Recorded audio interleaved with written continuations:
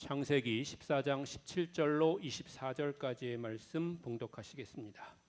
아브라함이 그들라오멜과 그와 함께한 왕들을 쳐부수고 돌아올 때에 소돔 왕이 샤웨 골짜기 곧 왕의 골짜기로 나와 그를 영접하였고, 살렘 왕 멜기세덱이 떡과 포도주를 가지고 나왔으니 그는 지극히 높으신 하나님의 제사장이었더라. 그가 아브라함에게 축복하여 이르되, 천지의 주제이시오 지극히 높으신 하나님이여, 아브라함에게 복을 주옵소서. 너희 대적을 내 손에 붙이신 지극히 높으신 하나님을 찬송할지로다 하매, 아브라함이 그 얻은 것에서 10분의 1을 멜기세덱에게 주었더라. 소돔 왕이 아브라함에게 이르되, 사람은 내게 보내고 물품은 내가 가지라. 아브라함이 소돔 왕에게 이르되, 천지의 주제이시오 지극히 높으신 하나님 여호와께 내가 손을 들어 맹세하노니, 내 말이 내가 아브라함으로 치부하게 하였다 할까 하여 내가 속한 것은 실 한 오락이나 들매끈 한 가닥도 내가 가지지 아니하리라. 오직 젊은이들이 먹은 것과 나와 동행한 아넬과 에스골과 마므레의 분깃을 제할지니 그들이 그 분깃을 가질 것이니라. 아멘. 실로암. 오늘 여러분과 나누려고 하는 말씀은 물질에 대한 이야기입니다. 어떤 분은 교회에서 물질 이야기를 하는 것이 은혜롭지 못하다고 생각하실지도 모르겠습니다. 그러나 우리가 이 땅에 살아가는 동안에 물질과는 뗄래야 뗄 수 없는 그런 삶을 살 수밖에 없는 것입니다. 그렇기 때문에 우리가 물질에 대한 성경의 가르침을 소홀히 한다고 하면 우리 믿음 가운데서 최소한 절반 이상은 놓치고 사는 그런 결과가 될 수가 있는 것입니다.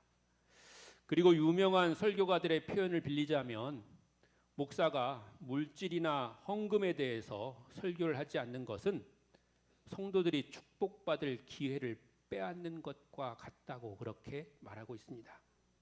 그래서 성경적인 물질관을 가르치는 것은 꼭 필요한 일이라는 것입니다. 여러분, 헌금하라는 설교가 아닙니다. 오히려 복받으라는 설교입니다. 혹시 헌금 때문에 상처받았던 경험이 있으신 분이 계시다면 이 시간에 그 상처가 회복되시기를 바랍니다. 왜냐하면 모르면 오해할 수 있고요, 오해하면 상처받을 수 있고요, 상처받으면 신앙 전체가 망가질 수 있기 때문에 그렇습니다. 그러므로 오늘 말씀을 들을 때 여러분 마음을 열고 잘 들으시면 물질에 대한 지혜가 생기고요, 은혜를 받게 되고요, 물질의 통로가 열려지게 되면 하나님이 위로부터 내리는 큰 복을 받게 될 줄로 믿습니다. 사실 물질이라고 말하는 것, 또 현실적으로는 돈이라고 해야지 더 이해가 쉬울 텐데요, 이 돈 자체는 선한 것도 아니고 악한 것도 아닙니다. 그냥 돈은 그저 수단이고 도구일 뿐입니다. 그러니까 이 수단과 도구는 사용하는 사람이 어떻게 사용하느냐에 따라서 선하게 사용되기도 하고 또 악하게도 사용되기도 하는 것입니다. 그리고 본래 돈 자체는 하나님이 만드신 것도 아닙니다. 마태복음 22장 17절로 22절 말씀해 보면 바리새인들이 예수님께 와서 가이사에게 세금을 바치는 것이 옳으니까 라고 묻자, 예수님께서는 동전에 있는 글과 형상을 가리키시면서 말씀하시기를, 가이사의 것은 가이사에게 바치라, 이렇게 말씀하셨습니다. 이 말씀의 뜻은 세상의 것과 하나님의 것을 분명히 구별하라는 말씀입니다. 그러니까 물질에 있어서도 우리는 하나님의 뜻, 하나님의 방법, 하나님의 것을 분명하게 선택하는 사람이 되어야 될 줄로 믿습니다. 그런데 문제는 우리가 사는 세상은 돈이 모든 것의 기준이 된다는 것입니다.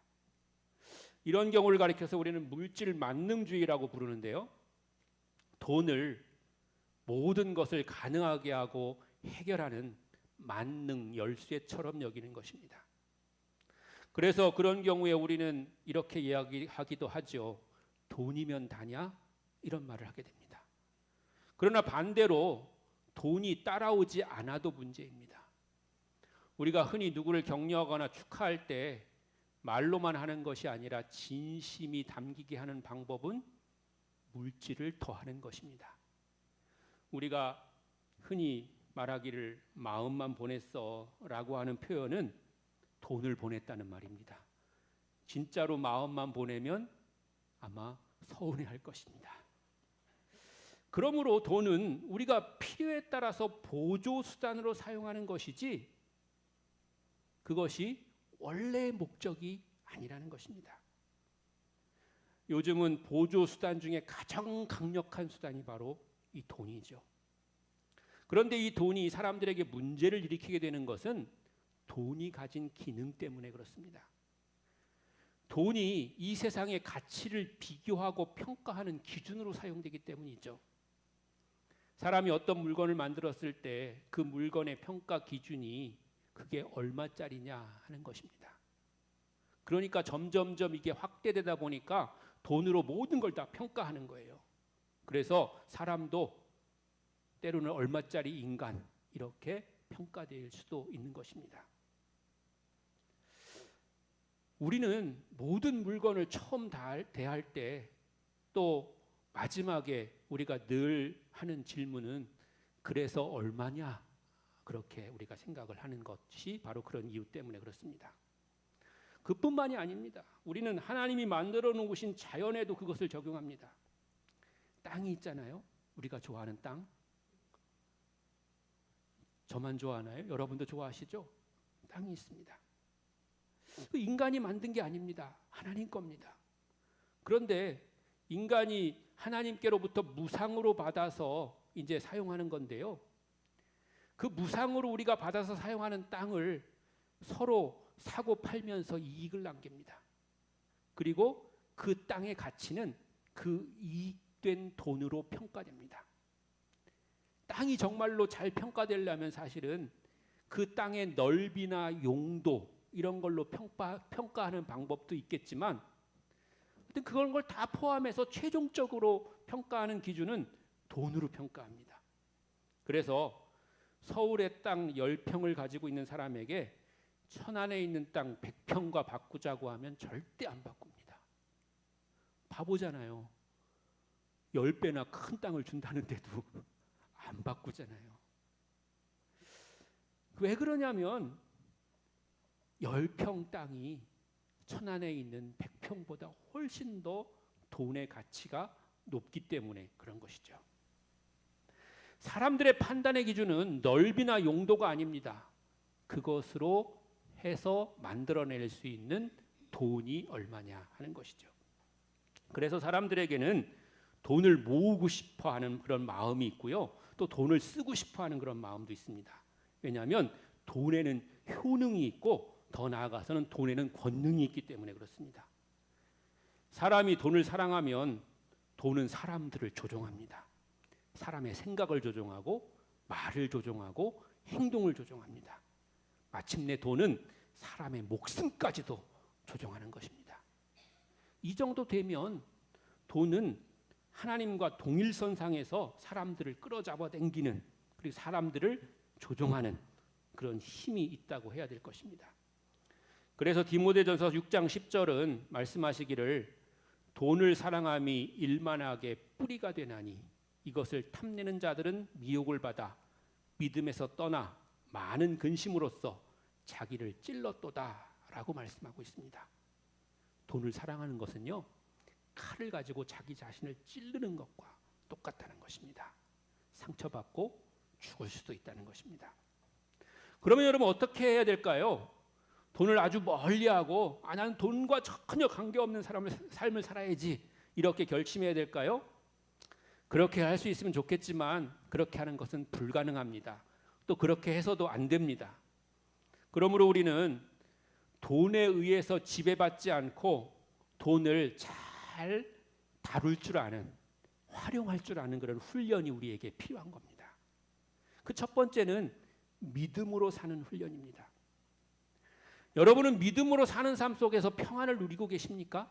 즉 내가 하나님의 자녀가 되고 구원받은 하나님의 백성 된 것으로 그것으로 만족하고 그것 때문에 감사하고 그거면 됐지 이렇게 생각하십니까? 아니면 혹시 예수 믿었어도 뭘 가진 게 있어야 평안하지 이렇게 생각하진 않으시는지요? 그렇다면 여러분 그 생각과 싸워야 됩니다. 돈이 필요 없다는 얘기를 하는 게 아닙니다. 그러나 우리가 무엇이 우리의 기준이 되어야 되는가 하는 걸 말씀드리는 겁니다. 환경의 지배를 받지 않겠노라고 결단하고 선포해야 됩니다. 근심과 걱정, 두려움 이런 것들을 물리쳐야 됩니다. 아브라함은요, 하나님이 부르셨을 때 그는 자기가 가지고 있는 모든 걸 다 내려놓고 또 그 모든 그런 익숙한 것을 다 버리고 떠나갔습니다. 그럼에도 불구하고 그는 불평도 두려움도 원망도 없었습니다. 또 한 사람 엘리야를 보십시오. 열왕기상 17장 2절로 7절의 말씀입니다. 시작. 여호와의 말씀이 엘리야에게 임하여 이르시되 너는 여기서 떠나 동쪽으로 가서 요단 앞 그릿 시냇가에 숨고 그 시냇물을 마시라. 내가 까마귀들에게 명령하여 거기서 너를 먹이게 하리라. 그가 여호와의 말씀과 같이 하여 곧 가서 요단 앞 그릿 시냇가에 머물매 까마귀들이 아침에도 떡과 고기를 저녁에도 떡과 고기를 가져왔고 그가 시냇물을 마셨으나 땅에 비가 내리지 아니하므로 얼마 후에 그 시내가 마르니라. 아멘. 하나님이 엘리야에게 너 그릿 시냇가 가지고 거기서 좀 잠깐 가 있어. 그러면 내가 김권사 얘기해서 도시락이라도 싸다 주라고 할게. 이렇게 말씀하셨으면 안심이 됐을 텐데 김권사도 아니고 이 집사도 아니고 까마귀한테 배달해 준다는 거예요. 여러분, 여러분에게 혹시 그렇게 하나님 말씀하시면 그거 믿고 가실 수 있으시겠어요? 까마귀를 잡아먹어도 시원찮은데 까마귀가 뭘 갖다 준다고 그렇게 얘기하니까 참 신빙성 없는 그런 얘기죠. 여러분, 그런 말 믿고 노숙자가 될 사람은 아무도 없습니다. 들판에서. 그러나 엘리야는 그 말씀을 믿었습니다. 그리고 순종했습니다. 그랬더니 진짜로 까마귀가 아침에도 떡과 고기를 저녁에도 떡과 고기를 갖다 줬습니다. 여러분, 아침엔 고기 잘 안 먹잖아요. 그래도 하나님 떡 고기 주시는 거예요. 아침에도 먹어, 저녁에도 먹어. 그래서 주시잖아요. 여러분, 하나님께서는 이렇게 하나님 말씀대로 순종할 때 그 말씀이 이루어지도록 우리에게 역사해 주시는 줄로 믿습니다. 그런데 비가 안 오니까 시냇물이 말라버렸어요. 그래서 먹을 물이 없어진 거예요. 그랬더니 그 다음에 하나님께서 엘리야를 보내신 곳은 바로 사르밧 과부의 집이었습니다. 이어지는 8절로 14절의 말씀입니다. 시작. 여호와의 말씀이 엘리야에게 임하여 이르시되 너는 일어나 시돈에 속한 사르밧으로 가서 거기 머물라. 내가 그곳 과부에게 명령하여 내게 음식을 주게 하였느니라. 그가 일어나 사르밧으로 가서 성문에 이를 때에 한 과부가 그곳에서 나뭇가지를 줍는지라. 이에 불러 이르되 청하건대 그릇에 모를 조금 가져다가 내게 마시게 하라. 그가 가지러 갈 때에 엘리야가 그를 불러 이르되 청하건대 내 손에 떡 한 조각을 내게로 가져오라. 그가 이르되 당신의 하나님 여호와께서 살아계심을 두고 맹세하노니 나는 떡이 없고 다만 통에 가루 한 움큼과 병에 기름 조금뿐이라. 내가 나뭇가지 둘을 주어다가 나와 내 아들을 위하여 음식을 만들어 먹고 그 후에는 죽으리라. 엘리야가 그에게 이르되 두려워하지 말고 가서 내 말대로 하려니와 먼저 그것을 나를 위하여 작은 떡 한 개를 만들어 내게로 가져오고 그 후에 너와 내 아들을 위하여 만들라. 이스라엘의 하나님 여호와의 말씀이니 나 여호와가 비를 지면에 내리는 날까지 그 통의 가루가 떨어지지 아니하고 그 병의 기름이 떨어지지 아니하리라 하셨느니라. 아멘. 하나님 답답하시죠? 시냇물 말라가지고 또 다른 데로 보내는데 사르밧 과부에게로 가려는 거예요. 근데 요즘같이 과부가 은이 서말이면 얼마나 좋겠습니까? 돈 많은 과부한테 보내면 좋을 텐데 찾아가 보니까 그 과부도 가난하기가 이를 데가 없는 거예요. 가난할 뿐만 아니라 지금 먹을 것도 가루, 밀가루 한 움큼밖에 없다는 거예요. 그래서 그거 만들어 먹고 아들하고 그냥 마지막 죽으려고 한다는 거예요. 보내도 이런 사람한테 보냅니까? 그래. 하나님이 거기 가라는 거예요. 그래서 가서는 또 엘리야가 하는 그런 말도 참 가관이죠. 그거 너 먹지 말고 나 갖다 주라는 거예요. 마지막 그 하나 먹으려고 그거 아껴뒀는데 그거를 날 좀 갖다 달라는 거예요. 나 먼저 먹겠다는 거예요. 근데 사르밧 과부와 이 엘리야의 순종이 엘리야도 살리고 사르밧과 그 아들도 살린 줄로 믿습니다. 성경의 말씀이 그대로 이루어졌다고 그렇게 기록하고 있습니다. 말씀대로 이루어진 줄로 믿습니다. 믿음으로 사는 삶은 나의 가치 기준을 세상의 것에서 하나님의 것으로 바꾸는 것입니다. 그렇다고 세상의 기준을 바꾸는 것이 아닙니다. 버리는 것이 아닙니다. 그럴 수도 없습니다. 그러나 무엇을 우선시하고 중요하게 생각하느냐 하는 그런 문제인 것입니다. 사람은 자신이 중요하게 생각하는 것을 따라 삽니다. 세상을 살아가면서 돈보다 더 가치 있고 중요한 것이 있다는 것을 잊지 말아야 하는 것입니다. 일반 사람 중에서도요, 돈을 돈의 가치로서가 아니라 더 높은 도덕적 가치를 따라서 사용해가지고 훌륭한 사람이라고 칭찬받는 경우가 많이 있습니다. 그러나 우리는 그보다 더 높고 큰 하나님의 말씀을 따라서 믿음의 가치를 따라 돈을 사용해야 될 줄로 믿습니다. 믿음은 우리를 먹이고 살리고 부유하게 하는 그런 능력이 있음을 믿으시길 바랍니다. 두 번째로는요, 청지기의 삶을 사는 거예요. 청지기의 삶은 재물을 보물처럼 여기지 않고 소유하는 훈련입니다. 이거 잘 들으셔야 됩니다. 갖지 말라는 거예요? 아니에요. 가지라는 거예요. 소유하라는 거예요. 근데 그 돈을 보물처럼 여기지 말라는 거예요. 그러기 위해서는 우리가 하나님 나라 은행에 저축하는 법을 배워야 됩니다. 마태복음 6장 19절로 24절입니다. 시작. 너희를 위하여 보물을 땅에 쌓아두지 말라. 거기는 좀과 동록이 해하며 도둑이 구멍을 뚫고 도둑질하느니라.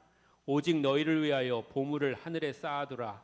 거기는 좀이나 동록이 행하지 못하며 도둑이 구멍을 뚫지도 못하고 도둑질도 못하느니라. 내 보물 있는 그곳에는 내 마음도 있느니라. 눈은 몸의 등불이니 그러므로 내 눈이 성하면 온 몸이 밝을 것이요 눈이 나쁘면 온 몸이 어두울 것이니 그러므로 내게 있는 빛이 어두우면 그 어둠이 얼마나 더하겠느냐. 한 사람이 두 주인을 섬기지 못할 것이니 혹 이를 미워하고 저를 사랑하거나 혹 이를 중히 여기고 저를 경히 여김이라. 너희가 하나님과 재물을 겸하여 섬기지 못하느니라. 아멘. 요즘은 세상 은행도 망하기도 합니다. 요즘 뉴스를 얼핏 보니까 신협이 위험하다 하는 그런 뉴스를 보았습니다. 세상에 쌓아두는 물질이 안전하지 않다고 하는 걸 우리에게 말해주는 것입니다. 20절 말씀해 보니까 보물을 하늘에 쌓아두라고 말씀하십니다. 하나님 나라 창고, 즉 하나님 나라 은행입니다. 그런데 여러분은 은행에 저축할 때 은행 좋으라고 하는 게 아니지 않습니까? 왜 해요? 나 좋으려고 하는 거죠, 사실은. 그와 마찬가지로 우리가 헌금하는 것도 마찬가지입니다. 우리가 헌금한 돈이 하나님을 위해서 쓰여지지만 내가 하나님을 위해서 헌금하는 게 아닙니다. 만약에 그렇게 생각했다면 내가 주인이고 하나님이 종이 되는 겁니다. 왜냐하면 하나님이 내 돈 받아 쓰시는 거니까요. 그렇게 생각하면 안 되는 거죠. 하나님 나라의 하나님의 은행에 저금하는 것은 나를 위해서 쌓는 것이고 내가 필요할 때 찾아 쓸 수 있는 것입니다. 원금만이 아니고 30배, 60배, 100배의 이자가 붙는 것입니다. 그런데 일반 은행은 꽁꽁 돈 맡아서 가지고 있다가 자기들 쓸 때 다 쓰고 그러잖아요. 근데 하나님 나라 은행은요, 하나님이 풍성하게 다 가지고 계시다가 하나님이 보고 계세요. 아, 얘가 언제 돈이 필요할까? 얼마가 필요할까? 이런 걸 보고 계시다가 살펴보고 계시다가 나에게 더 주고 싶어 하고 자꾸 주고 싶어 하시고 계속해서 우리에게 공급해 주시는 줄로 믿습니다. 그래서 우리가 하나님 나라의 은행에다가 저축을 해야 되는데 하나님 나라 은행에 저축하는 저축은 두 가지가 있습니다. 다름 아닌 11조와 헌물입니다. 11조는 씨앗을 심는 것과 같습니다. 여러분, 추수 후에 씨앗을 남겨두지 않고 다 먹어버리면 그 이듬해에 심을 씨앗이 없어가지고 농사를 지을 수 없는 것처럼 11조는 씨앗을 심는 것과 같다는 것입니다. 그래서 11조는 하나님의 약속입니다. 신명기 26장 14절로 15절입니다. 시작. 내가 애곡하는 날에 이 성물을 먹지 아니하였고 부정한 몸으로 이를 떼어두지 아니하였고 죽은 자를 위하여 이를 쓰지 아니하였고 내 하나님 여호와의 말씀을 청종하여 주께서 내게 명령하신 대로 다 행하였사오니 원하건대 주의 거룩한 처소 하늘에서 보시고 주의 백성 이스라엘에게 복을 주시며 우리 조상들에게 맹세하여 우리에게 주신 젖과 꿀이 흐르는 땅에 복을 내리소서 할지니라. 아멘. 그러니까 아무리 어려워도 힘들어도 그 남겨놓은 씨앗을 먹지 않는다는 것입니다. 그리고 그런 신앙을 지켰을 때 하나님은 우리에게 복을 주신다는 것입니다. 그래서 오늘 말씀에 보면 젖과 꿀이 흐르는 땅에 복이 임할 것이다 이렇게 말씀하고 계신 것입니다. 그리고 그 땅에서 살아가는 우리에게 하나님은 가장 기본적인 삶을 책임지시겠다고 그렇게 약속하시는 것입니다. 더 나아가서 그것은 하나님께로부터 오는 축복의 통로가 되는 줄로 믿습니다. 여러분, 하나님 앞에 즐거이 드릴 줄 아는 믿음의 사람이 되시기를 바랍니다. 두 번째 저축은 헌물인데요. 이 헌물은 더욱 풍성하게 하시는 하나님의 계좌입니다. 고린도후서 9장 6절로 8절 말씀입니다. 시작. 이것이 곧 적게 심는 자는 적게 거두고 많이 심는 자는 많이 거둔다는 말이로다. 각각 그 마음에 정한 대로 할 것이요 인색함으로나 억지로 하지 말지니 하나님은 즐겨내는 자를 사랑하시느니라. 하나님이 능히 모든 은혜를 너희에게 넘치게 하시나니 이는 너희로 모든 일에 항상 모든 것이 넉넉하여 모든 착한 일을 넘치게 하게 하려 하심이라. 하나님의 아멘. 거기까지만 읽겠습니다. 이 하나님의 원칙에도요, 많이 심는 자가 많이 거두고 적게 심는 자가 적게 거둔다는 그런 법칙이 있습니다. 그러므로 우리는 할 수만 있으면 많이 심는 그런 사람이 되어야 할 줄로 믿습니다. 그러나 다시 한번 말씀드리지만 마음을 드리고 믿음을 드리는 것이지 돈이 중요한 것이 아닙니다. 뭐 하나님 앞에 헌금 안 드린다고 해가지고 갑자기 벼락을 맞거나 쫄딱 망하는 것도 아닙니다. 그럼 걱정하지 마십시오. 안심하십시오. 편안한 마음 가지십시오. 여러분, 미국에는 깽단이라는 사람들이 있어요. 깽단. 강도들이거든요. 막 흉악하게 사람 해치고 은행에 가서 은행 돈 훔치고 그러는 사람들을 깽단이라고 그래요. 그 미국에 있는 깽단 중에 은행에서 돈을 훔쳐가지고 훔치는 것보다 털었다 이런 말이 더 맞겠네요. 은행을 털어갖고 도망가다가 교회 옆을 지나가면서 훔친 돈 중에 한 자루를 교회에다가 확 던지고 가요. 그러면서 하나님 11조예요. 그렇게 한다는 거예요.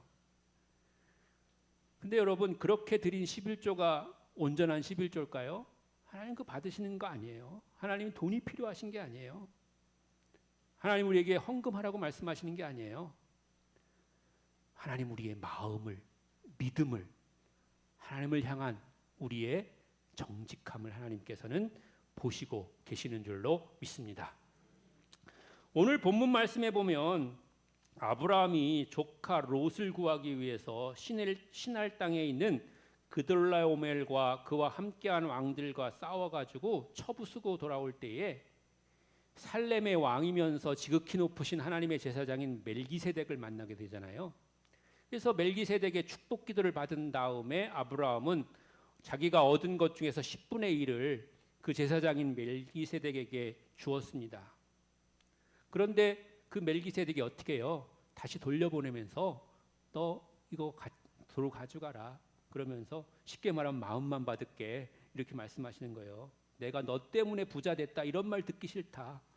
그러는 거예요. 그리고 그럴 필요도 없다는 거예요. 하나님은 그런 분이신 것이죠.